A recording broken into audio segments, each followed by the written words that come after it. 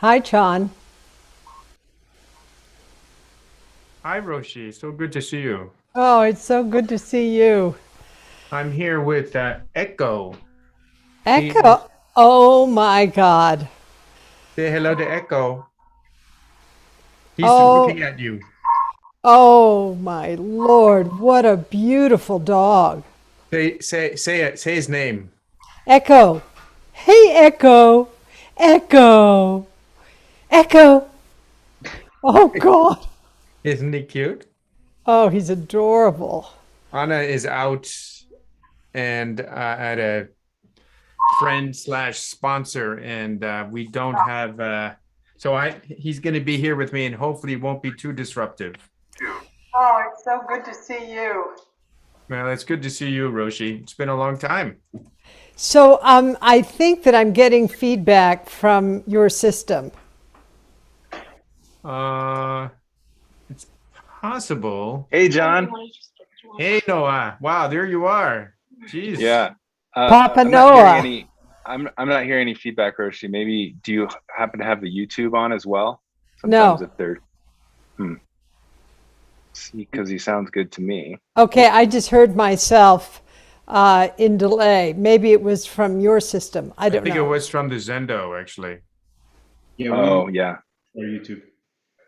or YouTube. Yeah. Oh yeah. Okay. So you've turned off the YouTube. Yeah. So do you, Cool. uh, I won't leave meditation then. Uh, Noah, I'll just go ahead and we'll just do the usual, meaning silent, right? Yeah, Great. and it's just 15 minutes. Okay. Yeah. Now Yep. I No have to. problem. I'm trying to see my hair. What do you think, John? It's really, yes. You have hair now. I have hair.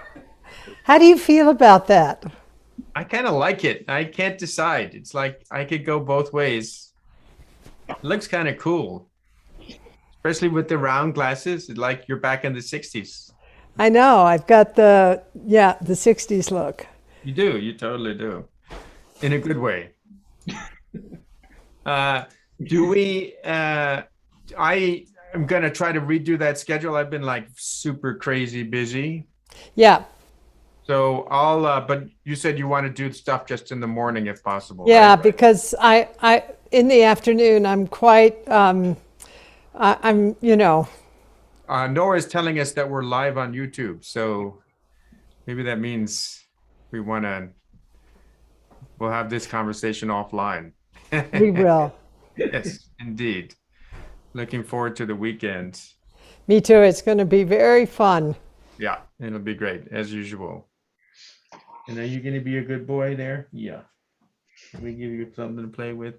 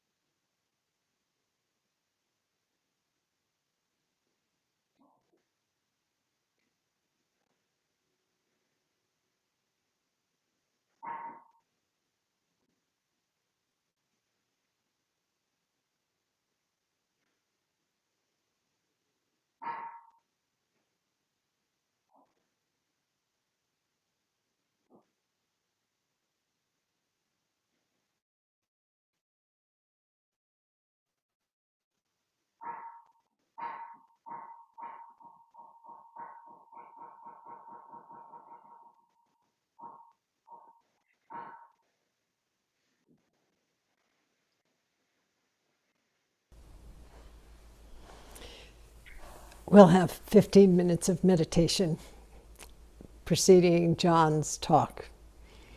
So enjoy. Find a posture that really supports your body, heart, and mind. And remember really why you're here. Thank you.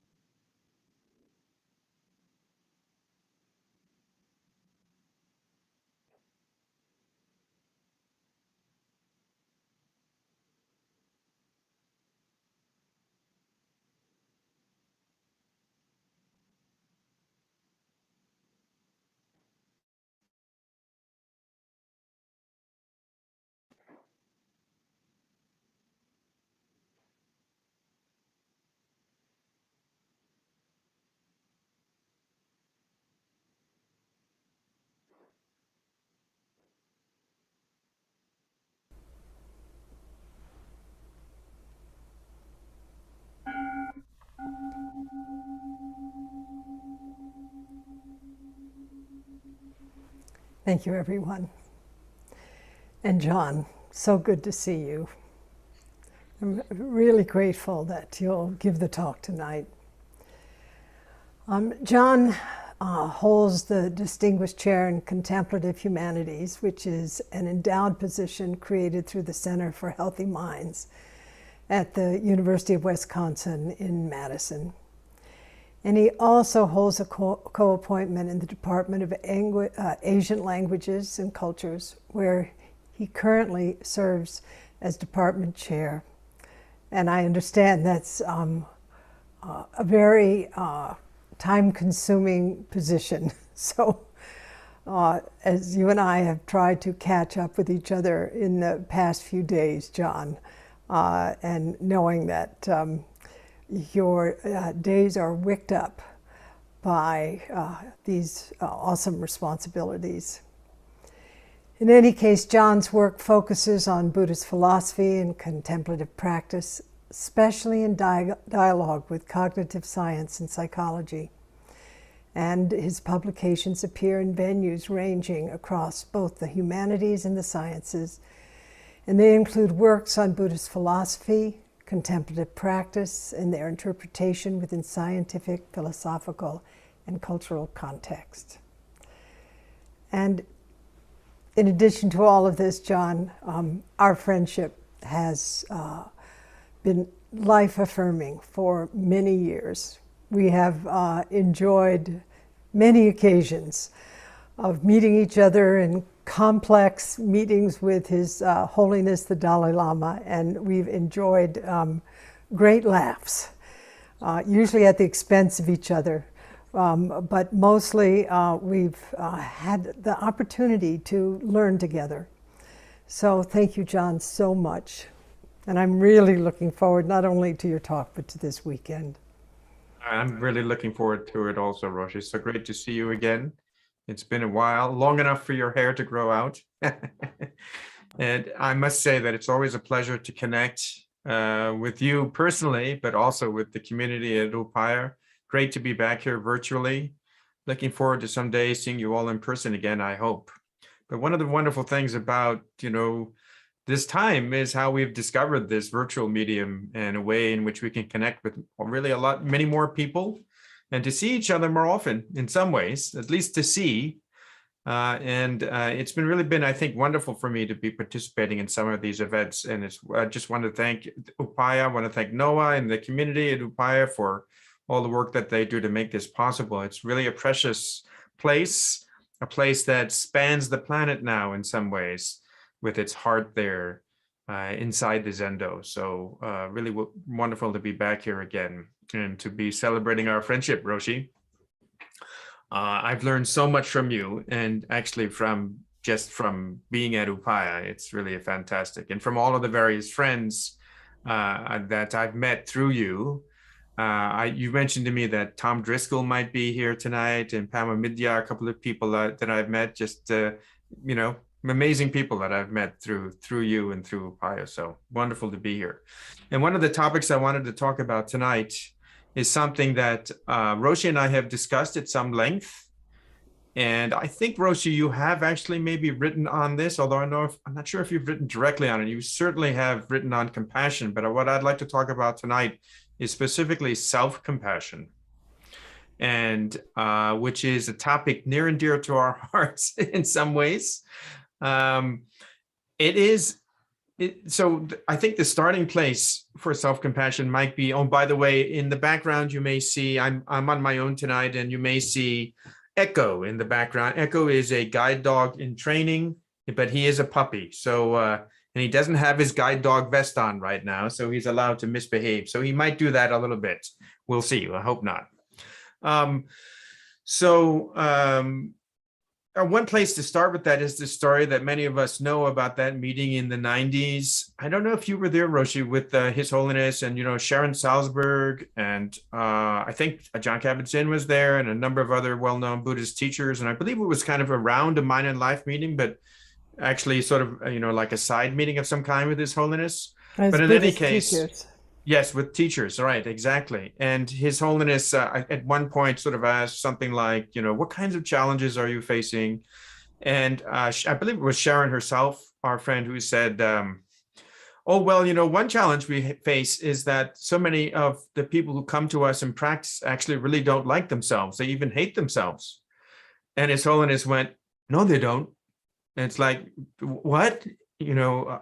What are you talking about? And it was a long time to make sure that the translation was actually, that he was really understanding it, because it's actually pretty hard to say that in Tibetan in some ways. And when he finally understood, it was clearly like we're kind of shocked.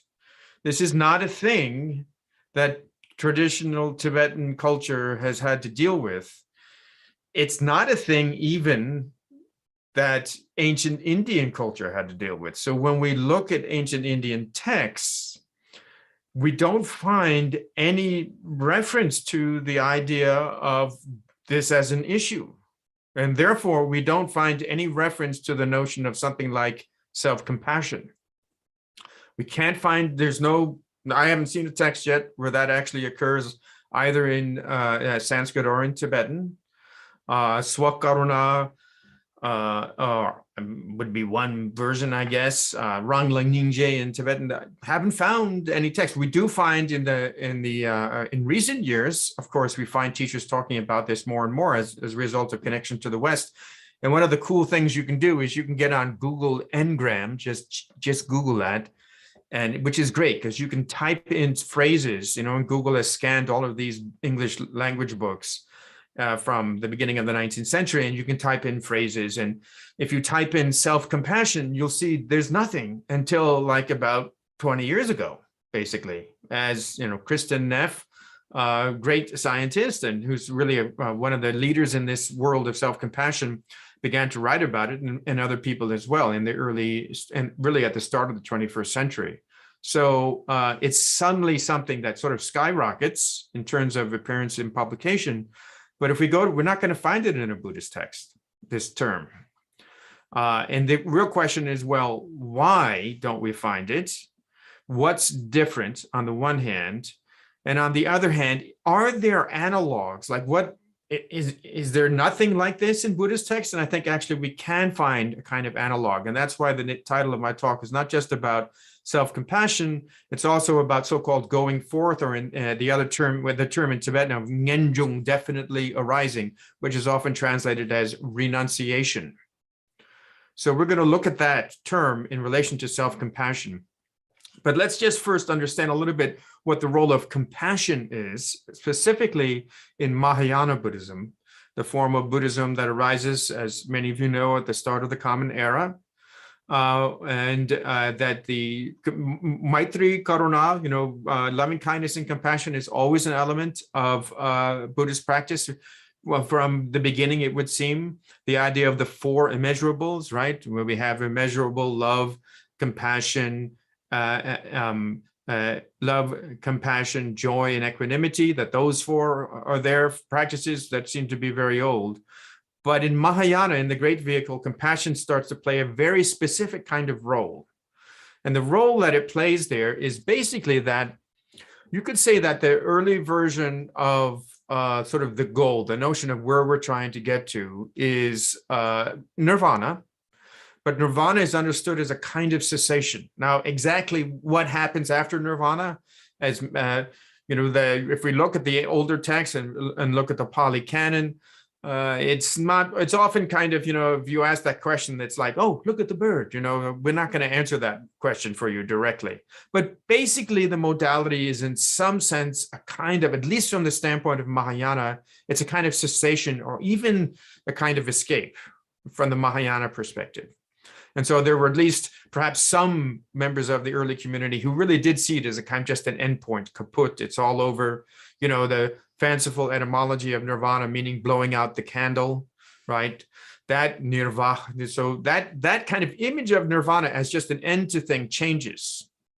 And when it changes, one of the ways of thinking about that change is nirvana is now neither located it's not in samsara, obviously. It's not in the world of suffering, the cyclic existence of suffering, the merry-go-round. It's not there.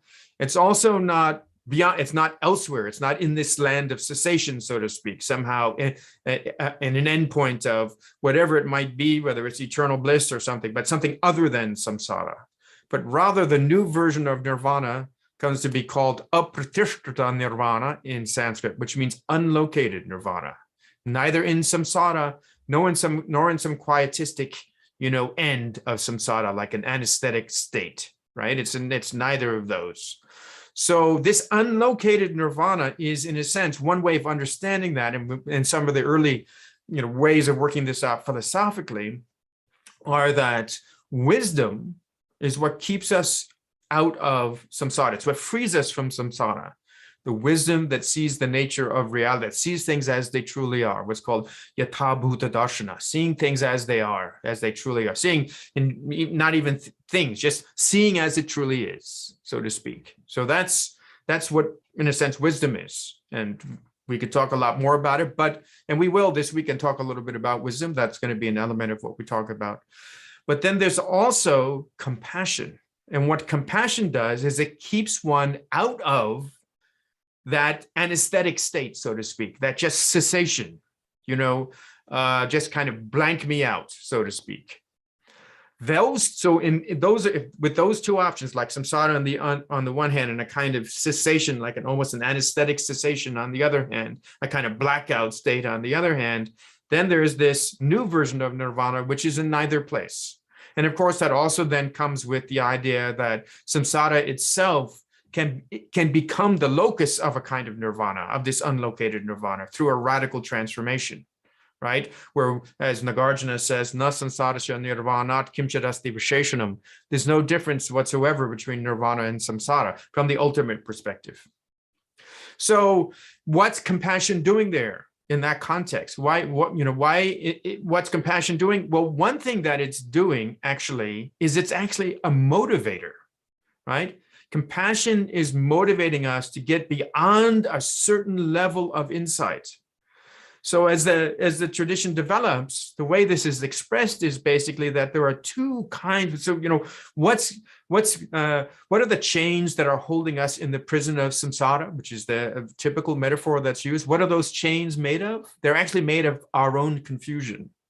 They're made of ignorance, those chains. And there's actually two kinds of ignorance that the philosophical traditions of Mahayana talk about. One version of this ignorance is the kind of ignorance that actually drives us to be, naughty or something. I mean, to be basically that in a way, we're trying to be happy and all we end up doing is hurting ourselves and others. So that kind of ignorance is called the afflicted ignorance because it produces the afflictions, the kleshas, right? The negative mental states, our destructive emotions.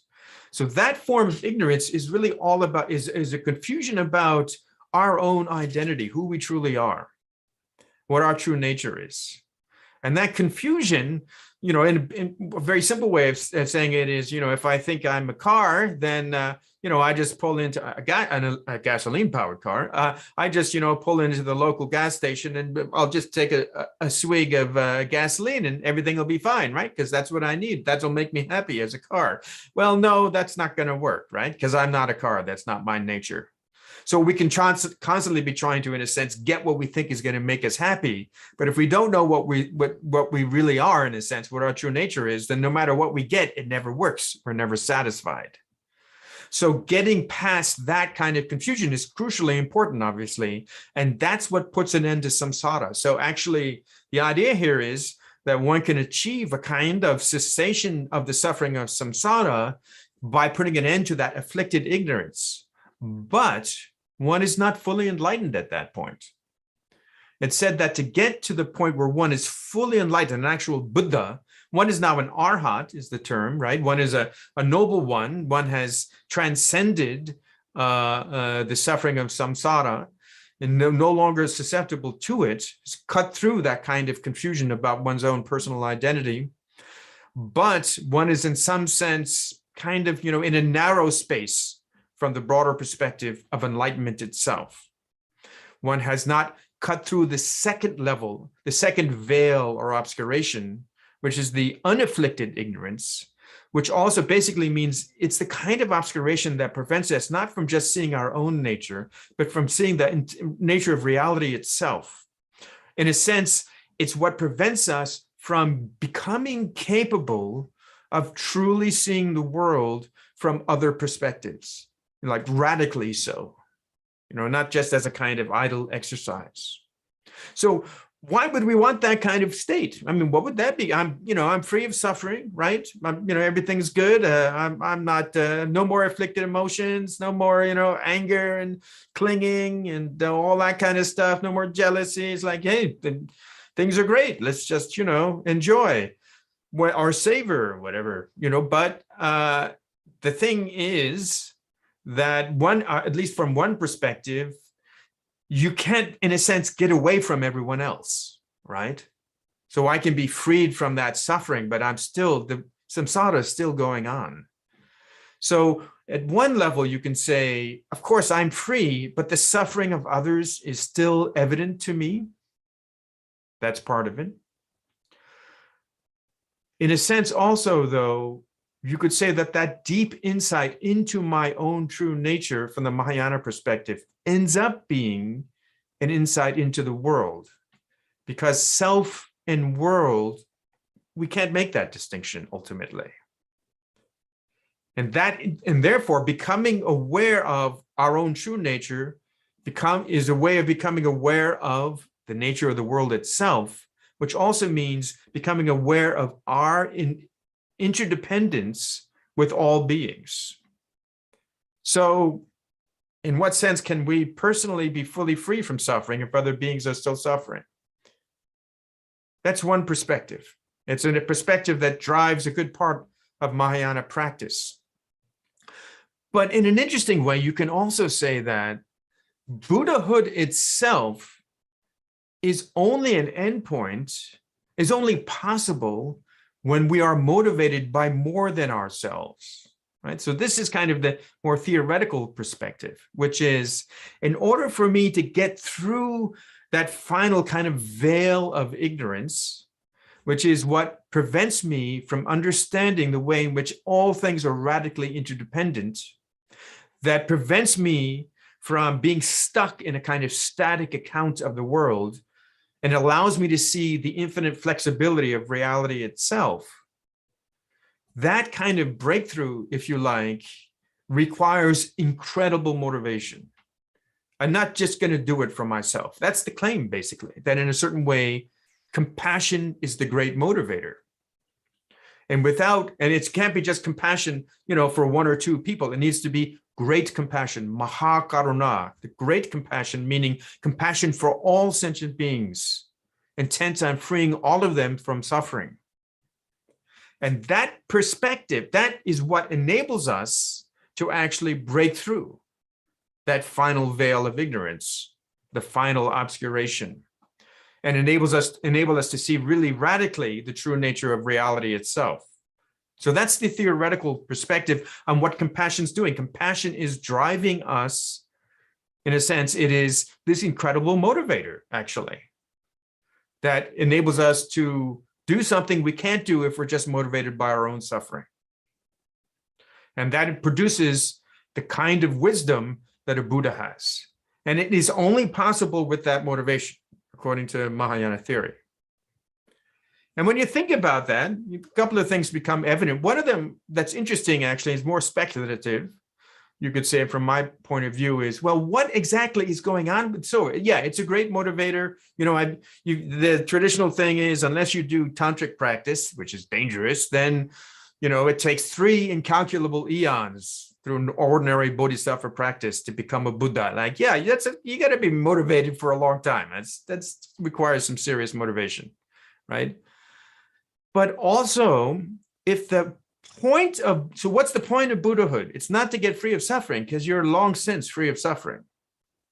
That's not the point of Buddhahood. The point of Buddhahood is actually to free others from suffering, to serve them so that they can free themselves, actually. Which means part of what needs to happen is one, in a sense, has to become the best at doing that. That's the idea of that kind of maximal greatness is the term you find in the academic literature about this. Like the maximal greatness of the Buddha is that the Buddha is an amazing teacher, an amazing guide, someone who can really help people understand their situation, understand how they're confused, and then help them to overcome that confusion for themselves. Right? You can't, there's this famous phrase, the sages don't end suffering by the laying on of hands. Oh, no, excuse me. They don't wash away sins with water.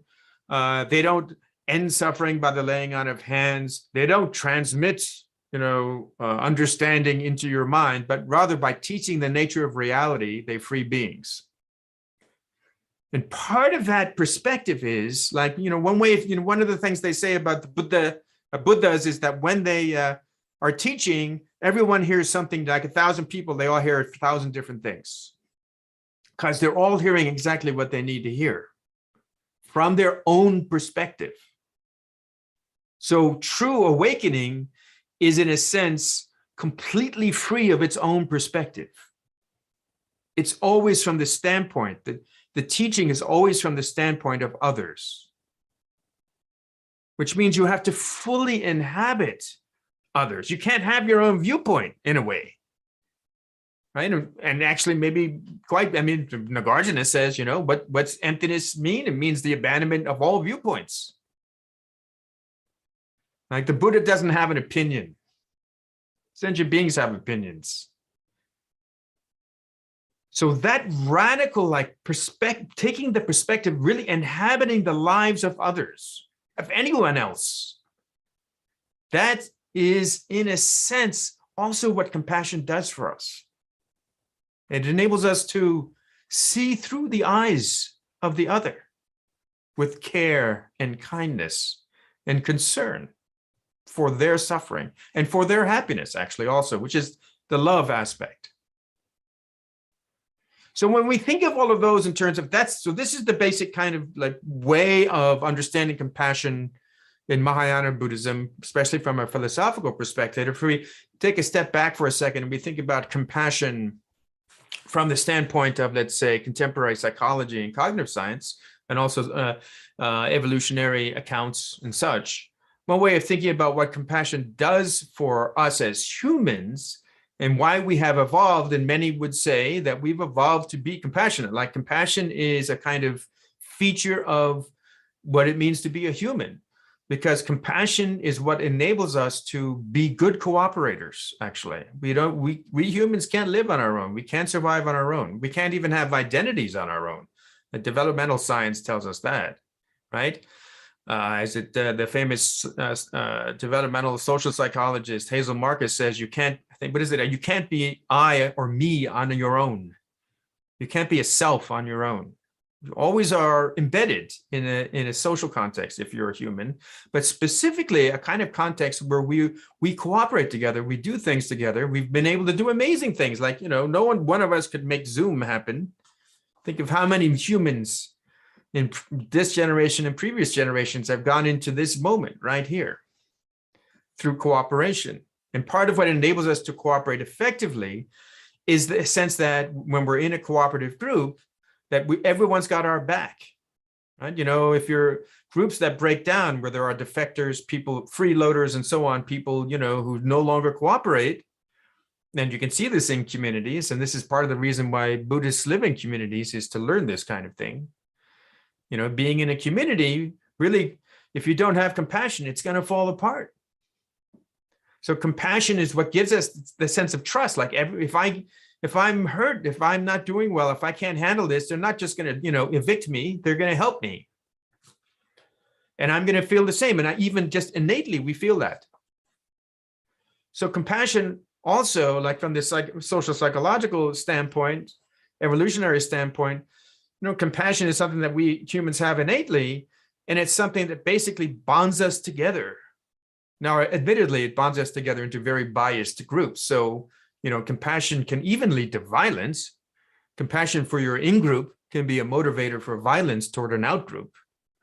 So of course, in Buddhism, what we cultivate is universal compassion. That's the point. But one feature of this idea of compassion that's important in that, especially in that context of like biased compassion, the kind of compassion that we feel sort of innately for our own kin, for example, for people who are close to us, our in-groups, that compassion really has a sense like who's worthy of receiving this? Who, in a sense, is on my team? At a certain point, if someone's really a freeloader or a defector, they're not helping the team anymore, they're not good cooperator, we're just gonna, leave them in the desert or move on. So that sense of, who's worthy, what's the worthiness, that's something that can then start to make us think about what's going on with self-compassion.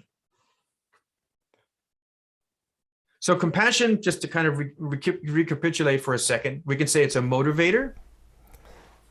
What it motivates us is to eliminate the suffering of others. And this, like, in social psychology, this is a typical way. First, you become aware of the suffering of another. You understand that other to be worthy of your response. This is not like a cognitive operation you necessarily go through consciously. You understand that in that worthiness is really largely dependent on perception of them as being in some fashion related to your in-group or part of your in-group. And then you want to remove that suffering. So it's all about seeing someone else, right? It's always about other. You're seeing someone else, you see their suffering, and you feel an urge to do something about it. And it's not what we call empathic distress, which is what Dan Batson, I remember Roshi, we spent some time with Dan Batson, and it's like what Dan Batson did, these great studies, empathic distress is where I feel someone else is suffering and it makes me so uncomfortable. I'll be nice to them, I'll try to be what looks like compassionate in order to make them feel better. But if I have some kind of escape route, like it's a homeless person and I can cross the street, well, I'm just going to cross the street and then I'll feel better. So that's not real compassion, that's empathic distress. But real compassion is like, I see you suffering and I want to do something about it. Because, well, you're part of my group, right? In some sense or another. Now, when we think about self-compassion, it really comes back to this issue of, in some ways, of worthiness, actually. But to understand that, it might be a bit confusing at this right now, but to understand that, let's just think about what would be, in a sense, what's going on when we say people don't like themselves and we have self-loathing. And His Holiness was so shocked by this idea of, the self-loathing. How is that possible? One way of thinking about it is that this is not present in the early Buddhist texts, or really Buddhist texts right up to recent times. We don't find this, any kind of reference to this, and any reference to self-compassion, because, in a sense, apparently it was not an issue. There wasn't a problem, as far as we can tell. Obviously, there must have been people. You wouldn't have to imagine that there were people who who didn't like themselves at some aspect of themselves. But remember, in early Buddhism, especially, the idea is that the kleshas, and we see this even in Shantideva, right? Like the kleshas, the negative mental states, are my enemy. I want to defeat them. Yes. So I don't want to be, if I'm averse to my own experience, I won't be able to examine it. So I don't want to be driven by hatred and anger of my own mental states. That's not going to work. But I do want to get rid of them. I want to transform those negative mental states. It's definitely early Buddhism. But somehow that doesn't go into this place of self-loathing that leads to a lack of a sense of worthiness. So one possible way of thinking about this, which is something I've just been writing about recently with my graduate student, Jeremy Mannheim, is the possibility that there's something about kind of the modern period that leads us to a place in which we are, how to put it, there's something different about being a modern person in the so-called West, which really means Euro-America, right? And one of the ways of thinking about that is something that the historian and philosopher Charles Taylor has talked about, which is this idea of a subjective turn. And there's a great account of this in what is otherwise also a really wonderful book called The Making of Buddhist Modernism by David McMahon. And the basic idea of the subjective turn is that, starting in the modern period, some debate about where exactly we locate this turn, 17th century, 18th century, even 16th, a little tough to kind of pin down exactly. But certainly by the time the 19th century is rolling, and really well before that, there's this a kind of thematization of one's own subjective identity. A kind of inward focus on the individual who is, in a sense, kind of free of constraint, right? The transcendent individual of Romanticism, for example. And that inward focus involves a kind of storytelling, actually, of the self. Now, this idea of what we call autobiographical memory is connected here when we speak of this in psychological terms. We can talk about a self that's just the self in the moment, the perceiver. Sometimes we call this ipseity, just like the self right now, just the sense of being a perceiver, for example. But then there's this sense of an autobiographical self, a self that we kind of think about and tell stories about. And that subjective turn would seem to involve a lot more of that storytelling of the self. Suddenly people are, journaling and writing kinds of autobiographies that, unlike the Tibetan ones, Tibetans wrote autobiographies, interestingly, from quite a ways back. But there's this kind of personalization, interiorization, a talk about internal emotions.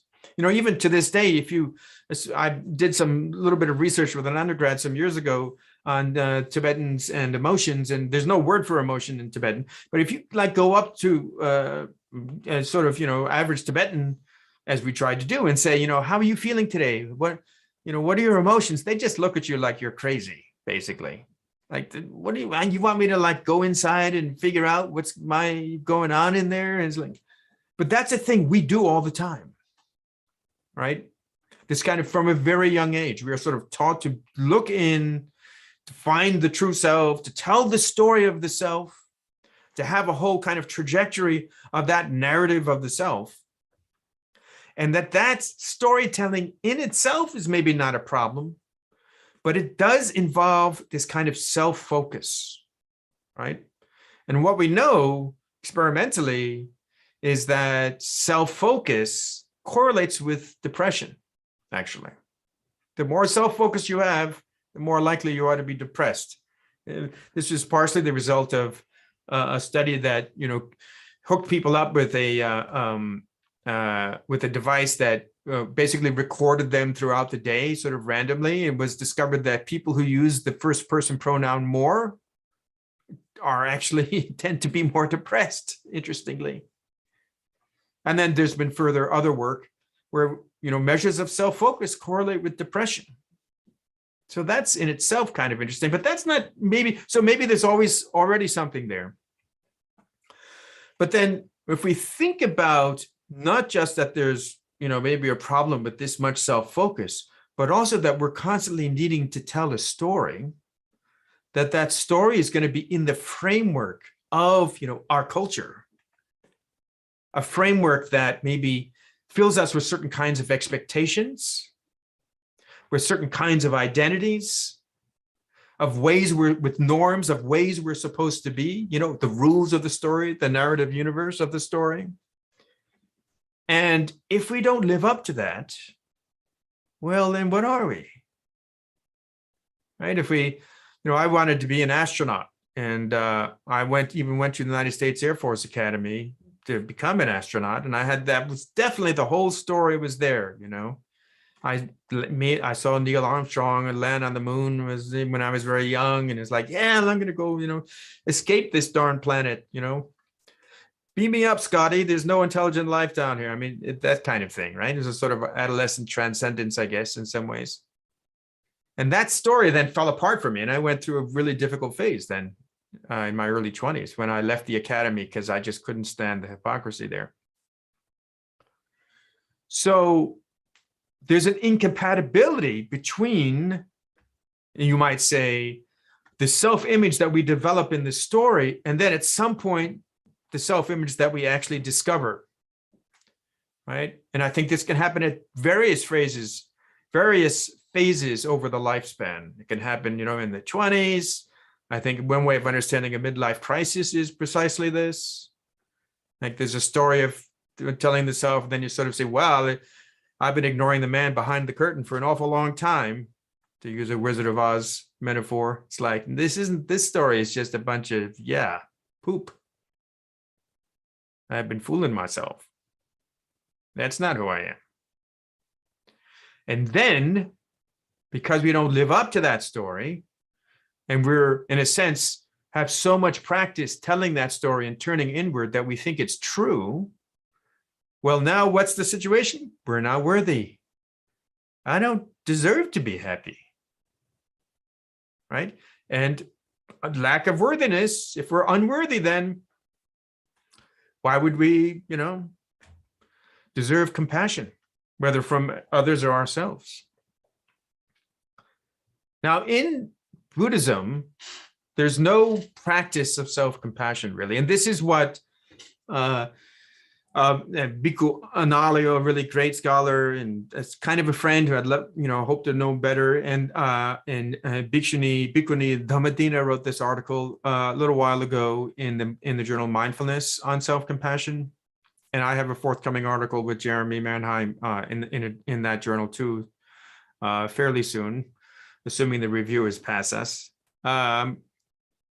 And they basically said, like, the problem is that, in ancient India, it was just assumed that people had an unimpaired aspiration to well-being, an unimpaired aspiration to happiness, to flourishing. And that's just clearly not the case in our culture, is it? Like, there are a lot of us who don't feel that unimpaired aspiration because maybe we don't think we're worthy of it in some fashion. So in lieu of that, though, so one of the things, so how do we get past that? Really, that's a big question. One way of getting past it, of course, is something like self-compassion. But I'd like to emphasize that, it may be really necessary for us to literally do self-compassion. So literally compassion, really in psychology and in evolutionary accounts and in Buddhist theoretical accounts, compassion is always about somebody else. And when you look at the self-compassion literature, it often involves precisely this othering of telling the story of the self, where you're going to treat yourself like someone else that you're being kind to. So it's still in that kind of, self-focused perspective. But since we do that an awful lot, that we may indeed need to do that, like just develop different habits and to start to tell a different kind of story, a nicer story, basically. But the key here is not self-soothing. Like, it's not, it's okay. Because the traditional aspect of Buddhist practice that actually is kind of close to self-compassion is renunciation, which is, kind of not a great term, like definite arising sounds weird. Going forth, maybe that works, kind of like leaving, the place you're stuck in. But the key aspect of renunciation is that renunciation is the motivation to free a sentient being from suffering. Like to notice the suffering and the motivation to become free from suffering. But it's about yourself. It's not about, others. That's why it's not called compassion. But actually, according to some accounts, like the only difference here is whether it's focused on others or on self. In some sense, it's kind of the same attitude. But, and here's a key, it's not about self-focus. Like if you have your hand on a hot stove, you don't kind of go like, oh, this guy has his hand on a hot stove, let's take it off. It's like, oh, my hand hurts, get it off. Right? You're seeing that from the first person perspective, not telling a story about yourself, but like feeling the pain and naturally becoming free of it, wishing to become free of it, motivated to become free. Just as we're motivated to remove the pain of others, being motivated to remove our own pain, right? A kind of natural motivation, both of them natural, actually. Compassion is natural, but biased. So we develop a form, we work to develop a form that is not biased, but we're still playing on that natural capacity. If my hand is, if my hand is burning, my natural thing is, ow, take it away. I don't need to tell a story about myself, right? So tapping into that is in a sense a kind of self-compassion. And I've had conversations with my friends and colleagues, Geshe Losang Tenzin in Emory University, and Geshe Thupten Jimpa, the chair of Mind and Life, who's done a lot of work at Stanford on this kind of thing, and they've developed independently programs that have certain resemblances, and they both kind of see like really, we could say self-compassion really is renunciation. But for me, it is renunciation, except it's renunciation without the story, without the kind of turning yourself into an object. So I think that part of what then also is a key element here is really kind of dropping down into that, even into the pain, and letting go of the story we tell about what's happening. Like really getting good at not taking the story of the self seriously. In a sense, kind of unlearning maybe some of that subjective turn, that tendency to always be interiorizing, always be focusing inward, always be telling the story of the self. To let go of that, because of course the story is just a story, right? You are not a story. We are not a story. We need stories. They can be helpful, but if we take them too seriously, right, things don't go well, do they? I mean, you could say that conspiracy theories are all about stories that have gone awry. Some of them are be great science fiction, but so tapping into that natural urge to free beings from suffering, whether it's you or others, sometimes that urge is in that kind of self-other relationship. Sometimes it's just from your own first person standpoint, not third person, not turning yourself into an object. And here I just want to end by briefly kind of noting how part of what can help us with this is the kind of work that my old friend and colleague John McCransky has been doing, which is, part of the way in which in traditional Buddhism, people kind of were embraced in this sense of being worthy of receiving, of being worthy of being free of suffering. Like, we might say, oh, I don't deserve to be happy. I should suffer. This is just like, you just don't find that really in the Buddhist world, as far as I can tell. Certainly not in the text. And so what was part of the way in which these cultures kind of helped people to not fall into that place? Well, maybe not taking the story of the self too seriously is one of it, but another is the sense of receiving the compassion of the Buddhas, of the Bodhisattvas, of our teachers, of each other in community, right? So even them, like upaya as the residents, like there's if you guys aren't fighting too much anyway, then that means you've got compassion. It's there. Receiving that, knowing that you're held by that compassion, right? That is, in a sense, a kind of antidote. And John has developed in his, I think, what is it called? Integral compassion training, ICT. I can't quite remember, or integrated compassion training. He's kind of developed a secularized, version of this.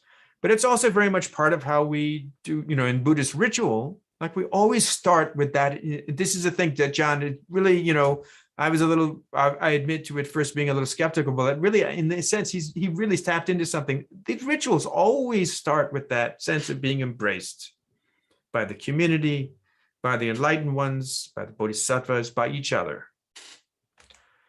And I think that's a very important thing for us to remember, right? Especially when we're starting to feel unworthy, to know that there are others who definitely think we are worthy of happiness and who do have our back.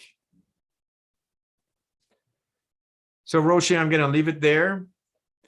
I want to thank you again for the invitation. Looking forward to the weekend. And it's always a pleasure.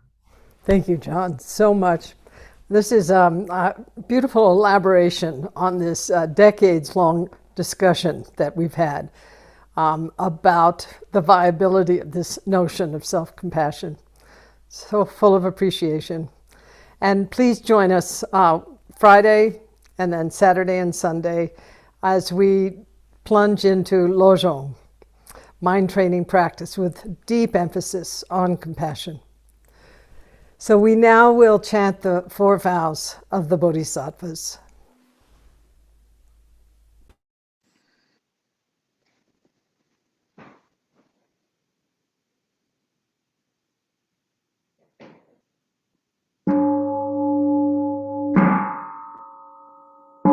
Creations are numberless. I vow to free them. Delusions are inexhaustible. I vow to transform them. Reality is boundless. I vow to perceive it. The awakened way is unsurpassable. I vow to embody it. Creations are numberless. I vow to free them. Delusions are inexhaustible. I vow to transform them. Reality is boundless. I vow to perceive it. The awakened way is unsurpassable. I vow to embody it. Creations are numberless. I vow to free them.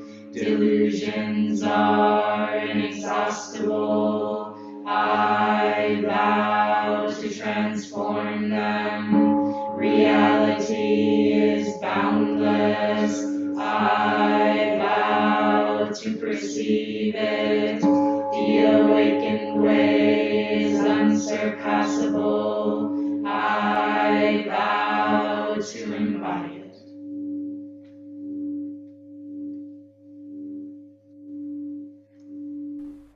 Thank you, everyone.